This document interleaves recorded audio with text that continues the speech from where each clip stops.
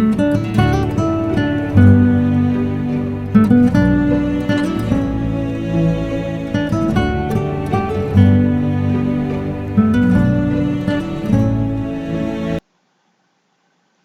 Lecture के इस भाग में आज हम सूर्यकांत त्रिपाठी निराला की एक सुप्रसिद्ध कविता विधवा की व्याख्या करेंगे। ये बीए कोर्स के अंतर्गत तीसरे सेमेस्टर के सिलेबस के अंतर्गत आता है। तो आइए शुरू करते हैं। सूर्यकांत त्रिपाठी निराला वैसे तो छायावाद के चार आधार स्तंभों में से यानी चार जो उसके सुप्रसिद्ध कवि हैं उनमें से एक हैं, लेकिन निराला जी ऐसे प्रथम छायावादी कवि हैं जिन्होंने प्रगतिशील विचारधारा से ओतप्रोत कविताएं भी लिखी हैं। भिक्षुक, विधवा जो अभी हम जिसकी व्याख्या करेंगे कविता की, इसके अलावा तोड़ती पत्थर, बादल राग, कुकुरमुता ऐसी ही कविताएं हैं जिनमें निराला जी ने समाज के दलित, शोषित, पीड़ित व उपेक्षित जन समुदायों के दुखों का वर्णन किया है। विधवा कविता में निराला जी ने भारतीय विधवा का हृदयस्पर्शी व मार्मिक चित्रण किया है, यानी भारतीय समाज में उनकी किस प्रकार की जीवन दशा होती है उसका मार्मिक चित्रण किया है। और इसके अलावा उन्होंने विभिन्न उपनामों की सहायता से विधवा का जो शब्द चित्र प्रस्तुत किया है उसमें भारतीय समाज की संवेदनहीनता भी कविता के माध्यम से अभिव्यक्त होती है। इस प्रकार इस कविता में निराला जी ने भारतीय विधवा की दीनहीन दशा का मार्मिक और स्वाभाविक चित्रण प्रस्तुत किया है। तो आइए इसे शुरू करते हैं। वह इष्ट देव के मंदिर की पूजा सी, वह दीप शिखा सी शांत भाव में लीन। कवि कहते हैं कि जो विधवा है, विधवा महिला है, वह इष्ट देव यानी आराध्य देव यानी भगवान के मंदिर की पूजा सी पवित्र है। वह इष्ट देव के मंदिर की पूजा सी, जिस प्रकार से पूजा पवित्र होती है उसी प्रकार से वो विधवा स्त्री वो भगवान के मंदिर की पूजा सी पवित्र है। वह दीप शिखा सी शांत और वह दिए की लो की तरह शांत है। भाव में लीन और अपने ही भावों में लीन है। उसे दीन दुनिया से कोई ज्यादा खबर नहीं है, खुद में ही वो मस्त है। वह क्रूर काल तांडव की स्मृति रेखा सी, और क्रूर काल तांडव यानी वो मृत्यु का काल तांडव जिसने उसके पति को उससे छीन लिया है, उसकी स्मृति की रेखाएं, उसकी यादें, उनकी वो एक यादों की एक रेखा बनकर वो रह गई है। वह टूटे हुए तरु की छोटी लता सी दिन। और ये देखिए विभिन्न उपनामों से उसको बोला गया है। यहां बताया गया क्रूर काल तांडव की स्मृति रेखा सी है वह। यहां बताया गया कि वह मंदिर की पूजा सी है। यहां बताया गया है वह विधवा दीप शिखा सी है। और अभी बताया है वह पेड़ की टूटी हुई लता सी है। अगर किसी पेड़ से कोई लता नीचे गिर जाए वो उस प्रकार से दीन है। दलित भारत की सी विधवा, और वो बड़ी भारत की जो विधवा है उसकी स्थिति बड़ी शोषित है, उसका शोषण किया जाता है। षड ऋतुओं का श्रृंगार, कुसुमित कानन में निरोध पद संचार, अमर कल्पना में स्वच्छंद विहार, व्यथा की भूली हुई कथा है, उसका एक स्वप्न अथवा है। कवि कहता है कि जो षड ऋतु यानी 6 ऋतुएं आती हैं, कभी वो भी उनका श्रृंगार करती थी, यानी ऋतु के अनुसार ही श्रृंगार वो करती थी जब उसका पति जिंदा था। कुसुमित कानन में निरोपद संचार, और उसके जीवन में जो बसंत था उसमें उस जो खुशियां थी वो हल्के हल्के पांव से आती थी, धीमे धीमे चलकर आती थी। अमर कल्पना में स्वच्छंद विहार, और वो भी अपने परिवार में अपने पति के साथ स्वच्छंद विहार करती थी। व्यथा की भूली हुई कथा है। लेकिन ये सब चीजें अभी दुख की भूली हुई कहानी की तरह लगती हैं। उसका एक स्वप्न अथवा है, और कभी जो उसका सपना होता था वो आज एक दुख की एक कहानी बनकर रह गया है। उसके मधु सुहाग का दर्पण जिसमें देखा था उसने, बस एक बार बिंबित अपना जीवन धन, अबल हाथों का एक सहारा। कवि कहते कि उसके मधु सुहाग का दर्पण जिसमें देखा था उसने, यानी जब उसका पति जिंदा था तो वो उसके पति से उसका जो मिलन है वो बहुत कम समय के लिए था।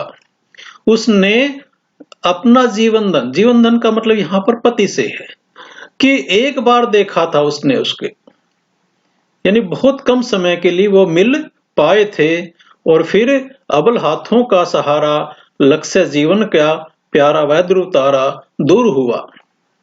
और जो ये कमजोर हाथों का एक सहारा था, और उसका पति उसकी तरह एक ध्रुव तारे के समान था, और उसका लक्ष्य सिर्फ वही था, वो दूर हुआ, वह बह रहा है, और मृत्यु ने उसको बहुत दूर कर दिया है, और वह अभी बहुत दूर चला जा रहा है उस अनंत पद से, करुणा की धारा, और बहुत दूर चला गया है। और वहां से एक करुणा की धारा इस विधवा स्त्री के लिए बहुत दूर से बहा रहा है।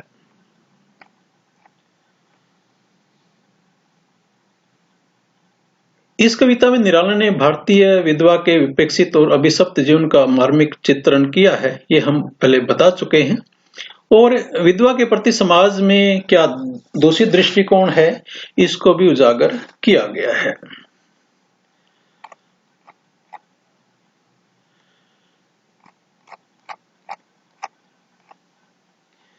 इसमें भारतीय विशेष अगर हम लिखेंगे इसके अंदर, तो भारतीय विधवा की दयनीय और मार्मिक चित्रण और हृदयस्पर्शी चित्रण किया गया है। अनुप्रास, रूपक, उपमा, प्रश्न और संदेह अलंकारों की सुंदर छटा है। अलग अलग प्रकार के रूपक बताए गए हैं, अलग अलग प्रकार की विधवा की उपमा दी गई है कि किस प्रकार से है वो। संस्कृत निष्ठ शब्दावली की प्रधानता है। इसके अलावा भाषा सहज है, सरल है, प्रवाहमयी है और मुक्त छंद है। ये निराला जी की एक अपनी विशेषता है कि वो छंदबद्ध नहीं बल्कि मुक्त छंद भी उन्होंने लिखा है। आगे शुरू करते हैं। है करुणा रस से पुलकित इसकी आंखें, देखा तो भीगी मनुमदगर की पांखें। वो कहता, कवि कहता कि अगर मैंने इसके पीड़ा को देखा है, जो कि करुणा के रस से यानी बहुत दुख से उसकी आंखें भरी हुई हैं, उसकी आंखों में बड़ा दुख है, विधवा की आंखों में बड़ा दुख है। देखा तो भीगी मधुकर की पांखें। और कवि कहता है, जब मैंने उसके दुख को देखा तो मेरे मन रूपी भंवरे की जो पंख हैं वो भीग गए हैं, यानी मेरा मन भी दुखी हो गया है।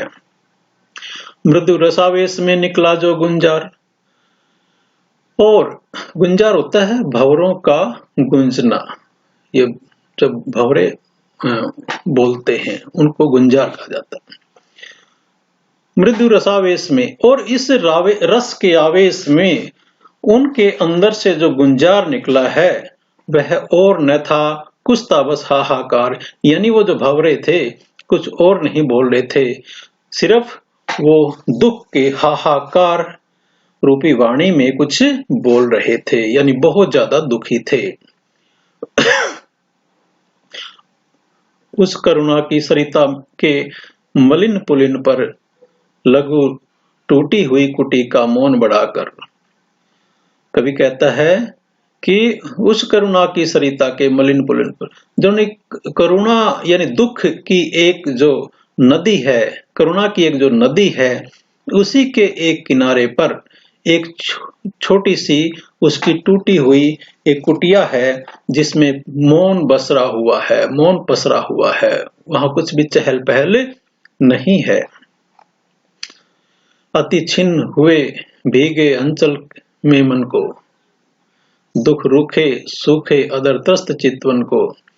कवि कहता है कि वह अपने भीगे हुए आंचल और पुराने पड़ चुके वस्त्रों में से अपने मन को और रूखे सूखे अदर त्रस्त चितवन को, वो अपने आंचल से वो अपने रूखे सूखे जो उसके ओठ हैं, अपना जो दुखी मन है, वो उसको दुनिया की नजरों से बचा लेती है।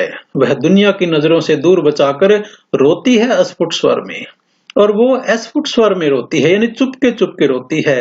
अपने दुख को वो विधवा किसी के सामने प्रकट नहीं होने देना चाहती। दुख सुनता है आकाश स्थिर निश्चल समीर, सरिता की वे लहरें भी ठहर ठहर कर। और उसके दुख को कौन सुनता है? जो धैर्यवान आकाश है वो सुनता है, और जो हमेशा गति में रहने वाला जो हवा है वो सुनती है। और सरिता यानी नदी की लहरें भी ठहर ठहर कर उस विधवा की जो पीड़ा की कथा है उसको सुन लेती है। कौन उसको धीरज दे सके, दुख का भार कौन ले सके? कवि पूछता है कौन उसको धीरज दे सकता है, यानी उसका दुख कौन बटा सकता है। यहाँ प्रश्न अलंकार है। दुख का भार कौन ले सके, और उसके दुख का जो बोझ है उस विधवा के ऊपर है, उसको कौन बटा सकता है, कौन ले सकता है। यह दुख वह जिसका नहीं कुछ छोर है। कवि कहता है ये ऐसा दुख है विधवा होना जिसका कोई भी छोर नहीं है, कोई भी किनारा नहीं है।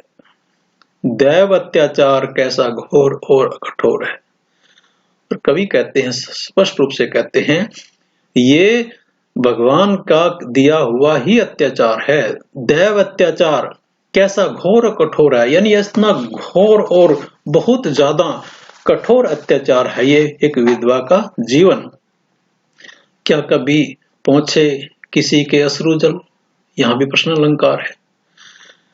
कवि कहता है कि कभी क्या आपने किसी के आंसुओं को पोंछने की कोशिश की है? किसी विधवा के आंसुओं को पोंछने की कोशिश की है, या किया करते रहे सबको विकल?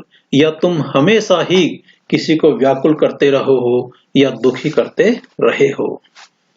ओस कणसा पल्लवों से झर गया। और जिस प्रकार से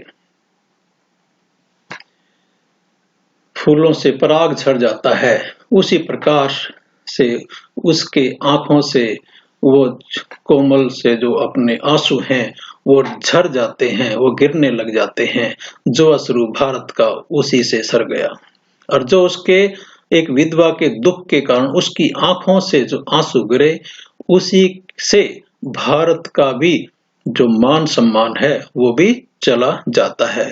क्योंकि जिस देश के अंदर उसकी विधवाओं की या स्त्रियों की इस प्रकार की दुर्दशा होती है, वह देश भी कभी भी एक स्वाभिमानी देश नहीं बन सकता।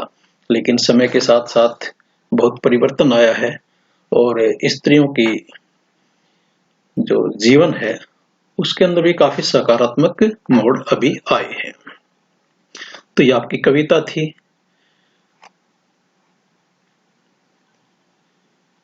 इसमें कवि भारतीय विधवा की दयनीय स्थिति को वर्णन करते हुए कहता कि विधवा की आंखें सदैव करुण रस से विकित रहती हैं, अर्थात उसकी आंखों में सदैव करुणा का भाव होता है। उसकी आंखों से उसे उसकी दयनीय स्थिति का आभास होता है, और उसे देखने वाले का मन भी द्रवित हो उठता है।